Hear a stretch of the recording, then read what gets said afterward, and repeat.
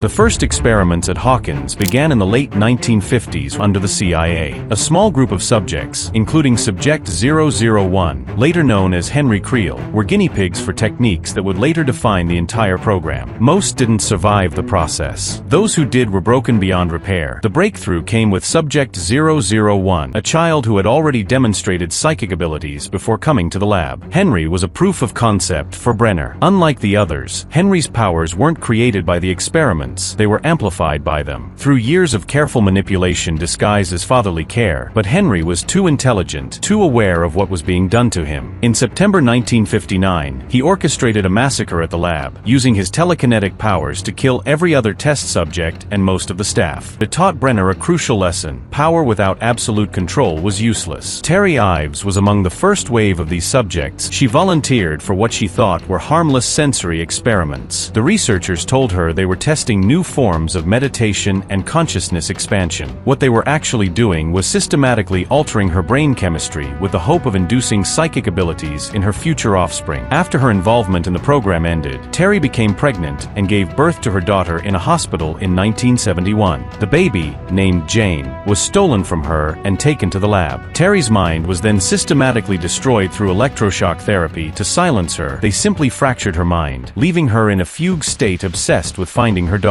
The baby became Subject 011. The numbers program represented Brenner's vision, refined through a decade of trial and error. Subject 002 was one of the earliest post-Henry children to show promise in telekinetic ability. Records indicate he was stronger than most of the early numbers and frequently ranked highest in controlled dueling sessions. In the Rainbow Room, 002 became a sort of unofficial leader, often enforcing a harsh pecking order among the others. During a classified enhancement session involving electromagnetic stimulation, 002 suffered an aneurysm brought on by neurological overload. Subject 003 displayed an unusual sensitivity to electromagnetic fields from an early age. Subject 004 was able to levitate small objects, but couldn't sustain focus. Subject 005 demonstrated heat sensitivity and mood-triggered electrical discharges, but lacked control. Subject 006 showed early signs of mind reading or suggestion, though inconsistent. Subject 007 could mimic psychic movements of others. Their behavioral issues were more problematic than their psychic underperformance. These children frequently lashed out during training. Subject 008, Callie, survived the conditioning process and developed the ability to manipulate perception itself. She could create elaborate illusions, making people see things that weren't there or hiding things that were. By the late 1970s, Callie had become too dangerous to contain reliably. She escaped during a routine transfer, leaving behind several guards who insisted they had been attacked by monsters that security cameras showed didn't exist. Subject 009 was brought into the program at age 5. 009 consistently failed to perform during trials. 009 never developed measurable psychic abilities. Subject 010 was the last known subject before 11 to display unique abilities, and her power was among the most technically interesting. She could interface mentally with electronic systems, not just manipulating lights and buzzers, but actively rerouting data streams and corrupting surveillance feeds. This made her one of the few children whose ability had strategic military value. 010 was always watching, silent, calculating. Subject 011 was different. Jane, she could move objects with her thoughts and make psychic contact with living beings across vast distances. More importantly, her conditioning had been perfect. She viewed Brenner as her father and the lab as her home. The sensory deprivation tank experiments began in 1979. 11 could project her consciousness anywhere in the world, becoming the perfect spy. 11 was used to gather intelligence on terrorist groups, track down missing persons, and even influence the outcome of political negotiations. The most significant mission came in November 1983. Brenner ordered 11 to make contact with what they believed was a Russian psychic operative operating from an unknown location. What she found instead changed everything. The creature had no name in any human language, a predator from another dimension entirely. The psychic contact created a tear in reality itself. The mind flayer, the hive mind that controlled the Upside Down, had been waiting for exactly this kind of opening. The portal that opened in Hawkins Lab, allowing the atmosphere and influence of the Upside Down to bleed into our reality. Brenner was fascinated rather than terrified. The final generation of numbered children at Hawkins Lab, subjects 012 through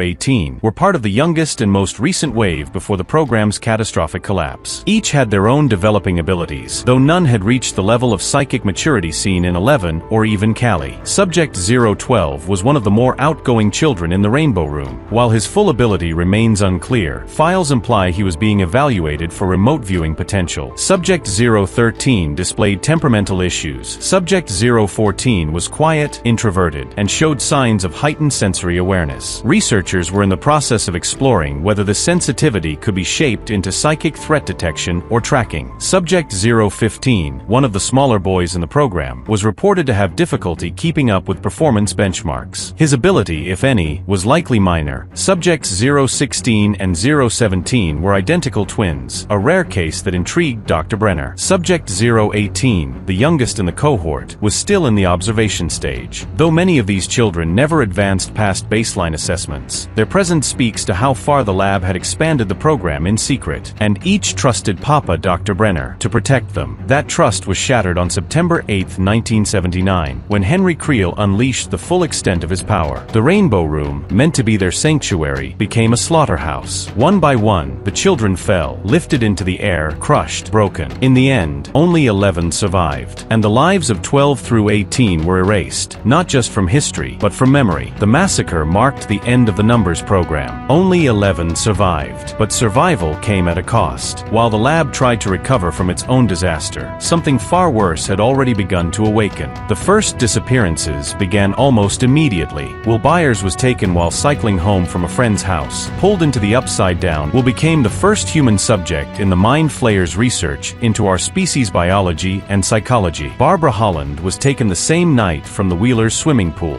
Her death was swifter than Will's captivity, but equally important to the Mind Flayers' research. Joyce Byers experienced electromagnetic anomalies in her home as the boundary between dimensions weakened. Nancy Wheeler briefly entered the Upside Down itself, giving the Mind Flayer its first close observation of human courage and determination. But the most significant development was 11th's escape from the laboratory. The psychic backlash from creating the portal had left her disoriented and terrified. For the first time in her life, she was outside the lab's controlled environment, experiencing the world she had only observed through remote viewing. The portal at Hawkins Lab had been closed through Hopper and Joyce's intervention, but not before the entity had established dozens of smaller connection points throughout the town. The experiments at Hawkins National Laboratory had begun with the simple goal of creating psychic weapons for the Cold War. They had ended by opening humanity to an entity that viewed all of reality as raw material for its own expansion, and the war was far from over. The Mind Flayer had learned humanity's greatest weakness, that the connections which made us strong could also be turned against us. Love could become possession, trust could become manipulation, and hope could become the bait that led us willingly into darkness. The entity no longer needed to break down the barriers between worlds. It simply had to convince us to tear them down ourselves.